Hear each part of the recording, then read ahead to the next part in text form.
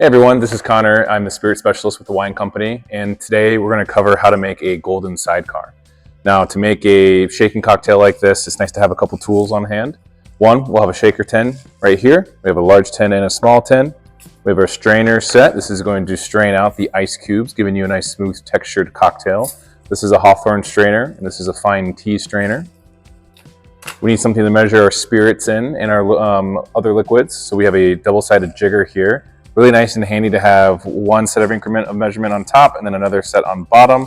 Any measuring device really works. And then for the garnishment, we're going to be doing our lemon peels and using a Y peeler here. Really easy to pick up any of this stuff online. Some local stores will probably carry it as well. Now for the golden sidecar, it's a riff on a normal sidecar, which is a brandy-based cocktail featuring orange liqueur and lemon juice. So very simple, very easy to make. And we're going to add a little bit more pear into this to make it a golden sidecar, which is featuring the Golden 8 pear liqueur from Massenet, a really amazing French producer. So in order to make our drink, we're going to start off with 1.5 ounces of brandy St. Louis, a really exceptional French brandy. Pour that into our shaker tin, which already has ice in it. And then we're going to split the normal measurement for what is usually orange liqueur, which is 0.75 ounces, with our pear liqueur. So around 0.33. If you want more pear, add more pear and reduce the orange liqueur. If you want more orange, do the same thing there. It's really up to you when it comes to your cocktail.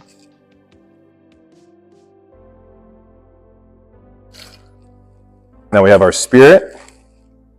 We have our liqueurs, which both have a nice amount of sugar in there too. So to balance that out, we're going to add 0.75 ounces of lemon juice. Try to always go freshly squeezed when you can. And we're going to shake this up.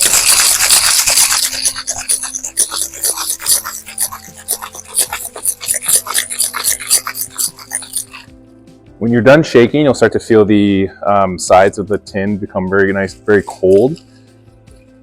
And once you do this multiple times, make a lot of cocktails, you start to realize how long you should have to shake to get a really nice diluted and cold cocktail. We'll double strain that out into your preferred glass. We're using a glass that's called a Nick and Nora. It's a classic glassware shape, kind of different styles, but you'll see it mostly look like this. And express that lemon oil from the peel right on top, curl it, garnish it on the rim, and you're all set with a golden sidecar. Cheers.